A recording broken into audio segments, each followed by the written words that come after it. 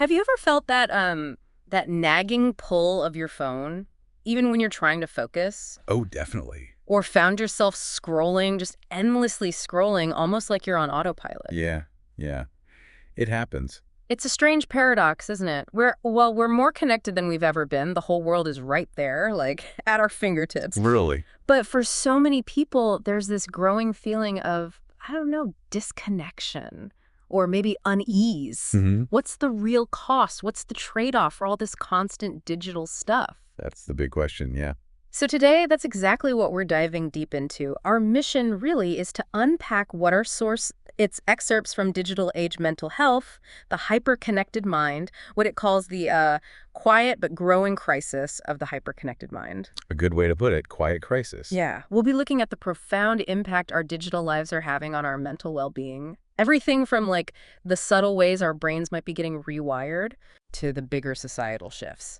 And importantly, what we can actually do about it, for ourselves, but also maybe collectively. Sure.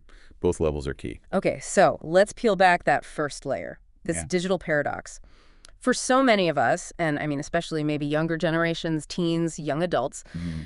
the line between online life and, quote, real life, it's pretty much gone. Vanished. Yeah. It's not just blurry anymore. Right. It feels more like a full-on fusion. Social media isn't just a tool we use sometimes. No, it's a space. Exactly. It's the space where identity gets forged, where self-worth is like constantly being tested out in the open. Under a spotlight, almost. Yeah. And where reality often gets, well, bent out of shape, distorted. Yeah. So what's the first consequence the source points to from living like that? Well, what's really fascinating and honestly kind of deeply unsettling is how this constant exposure, it just fuels what psychologists are calling comparison culture. Comparison culture. Okay. Yeah. It's not just that we see what others are doing. It's that we're constantly, almost instinctively, comparing our own reality.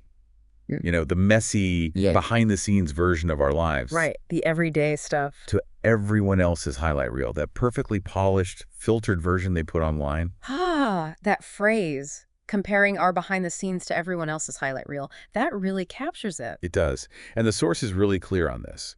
Even if you're actually doing well, objectively succeeding, Yeah. this relentless comparison can still trigger these really profound feelings of inadequacy, Yeah. anxiety. It just chips away at your self-esteem. Wow. So even if things are good, you still feel less than. Exactly. It creates this feedback loop that's just incredibly hard to step out of. That highlight reel thing, yeah, it hits home. But it's not just what we're seeing, is it? It's like the very way these platforms are built. Oh, absolutely. The design itself. The source gets into that, right? How these digital spaces are basically, well, deliberately engineered to be addictive. Highly addictive. You think about the endless scrolling. It just never stops. Or those push notifications constantly popping up, demanding attention. Pulling you back in. And the algorithms. They're feeding us stuff specifically designed to get a reaction, right? To keep us glued to the screen. Precisely. It keeps you engaged, keeps you scrolling. It really feels like being caught in this, I don't know, carefully constructed digital web sometimes. How does our own biology fit into that picture? Okay, so you've hit on something really crucial there. There's a very clear biological mechanism happening. It's way more complex than just like a bad habit. Okay. Every like you get, every comment, every new follower, Yeah. each little notification, it delivers this tiny but quite potent hit of dopamine. Right, dopamine, the brain's reward chemical. Exactly. But here's the really insidious part, the tricky part. The platforms often deliver these rewards unpredictably. Unpredictably. How so? Think of it like a slot machine, right? You keep pulling the lever because you never know when the next payout, the next little win is going to come. I see. So it's not regular. You can't predict it. Precisely. It's called variable ratio reinforcement in psychology. And it's incredibly effective at training our brains to constantly crave that next hit of digital validation. Wow. So we compulsively check our phones looking for that next like, that next comment. And over time, this literally starts to rewire our brain's reward pathways. Rewire them. Yeah. It can weaken our natural emotional resilience and start to chip away at our inherent sense of self-worth.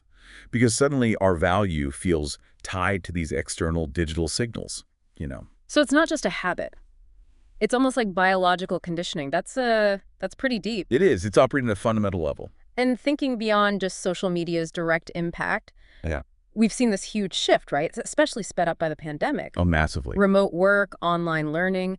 For so many people, that just became the norm overnight. It dissolved even more physical boundaries. Yeah, the lines blurred even further. So what are the consequences of just being online almost all the time? Well, this is exactly where the concept of digital burnout really comes into play. Digital burnout. Okay, tell me more about that.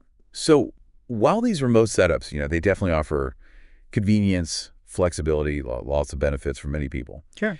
they also drastically cut down on physical interaction. And the source really emphasizes this. Physical interaction is absolutely critical for our emotional well-being. Critical how? Well, humans are fundamentally social creatures.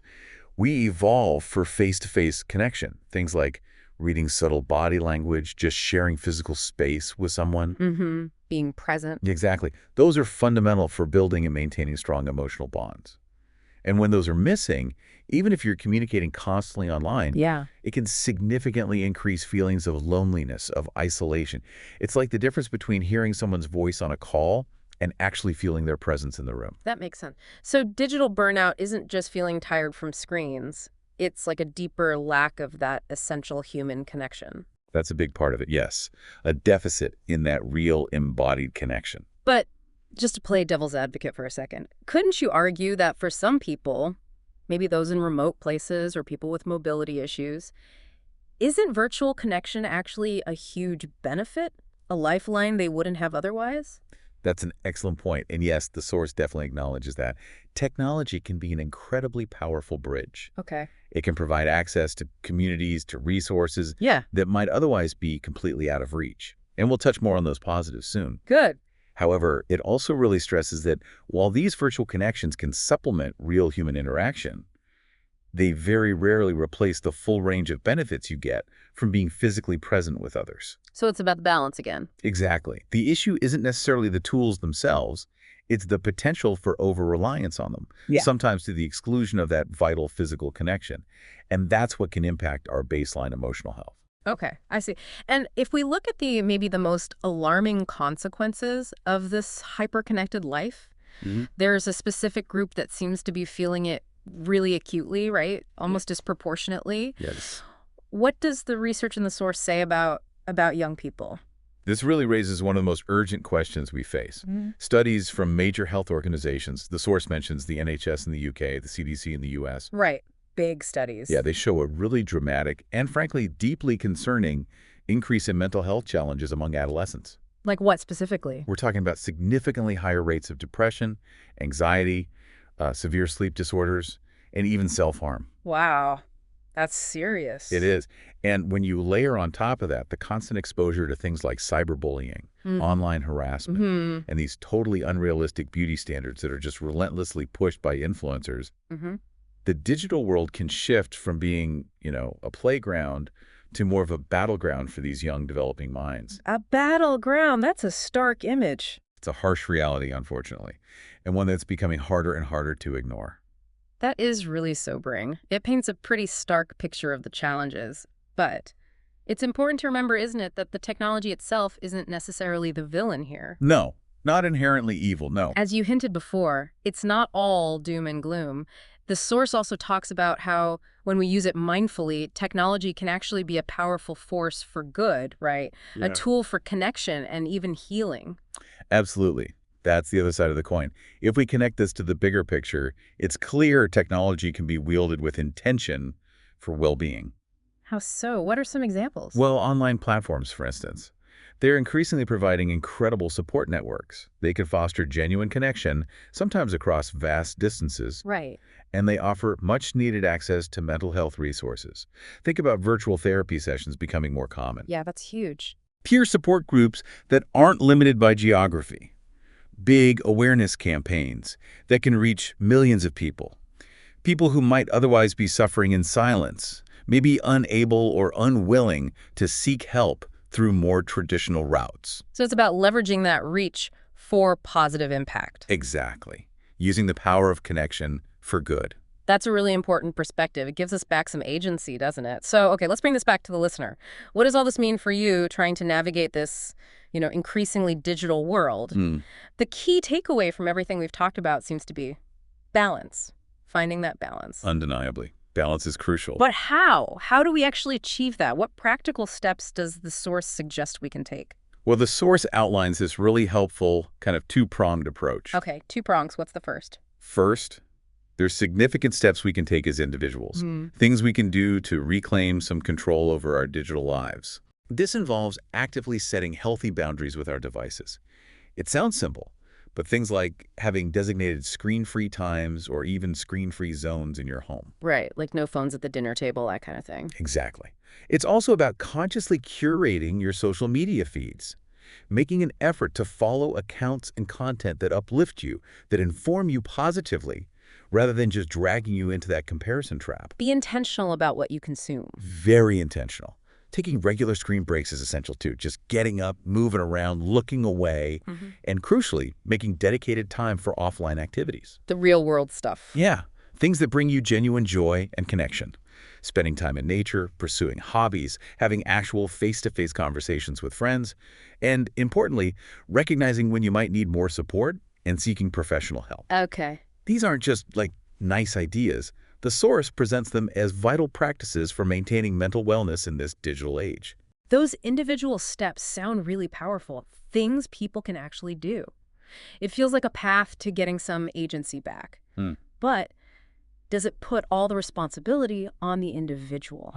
Good question. Does the source suggest that the platforms themselves, or maybe broader society, have a role to play here, beyond just teaching digital literacy? You've absolutely hit on the crucial second prong. And the source is very clear. Individual efforts, while they are vital, they're not enough on their own. Okay, so what's the other part? On a societal level, there's an absolute need to push for greater digital literacy. And not just in schools, but in workplaces, in communities, everywhere. What does that look like, exactly? Greater digital literacy. It means actively teaching people, especially the younger generation, but really everyone, how to navigate these online spaces safely and with self-awareness. Understanding the persuasive designs we talked about. Right, the addictive features. Yeah, and learning to critically evaluate the information and the images they're constantly consuming. But it goes beyond just teaching. The responsibility isn't only on the user. Parents, educators, leaders in business and government, they all have a really significant role to play in modeling healthy digital behavior themselves. Leading by example. Exactly. And in fostering environments, homes, schools, workplaces, where mental health isn't just, given lip service, but is genuinely prioritized and protected within our increasingly digital lives. So it's a shared responsibility. It has to be. A shared endeavor to try and build a healthier digital future for everyone. Wow. Okay. This deep dive, it's really shown us that while this hyper-connected world we live in offers just incredible possibilities, amazing access, Endless potential. it also brings this whole new set of really complex psychological challenges we need to actively look at and address. We've gone from like the subtle rewiring in our brains, Yeah, dopamine loops. all the way to these big societal implications for our collective well-being. It's a huge spectrum. And through it all, I think it's vital to remember this. Our minds aren't machines. They need rest. They need reflection. They need real, genuine connection in this, race to stay constantly online, constantly scrolling, consuming. We just have to be careful not to lose touch with the very thing that makes us human, our emotional well-being. That's a powerful thought to end on. Our minds aren't machines, so maybe take a moment today, sometime soon, just unplug. Even for a little while. Yeah, not because the internet is evil or technology is bad, but just because your mind deserves a little quiet, a little space to breathe in a world that, let's face it, never really stops scrolling. Something to think about.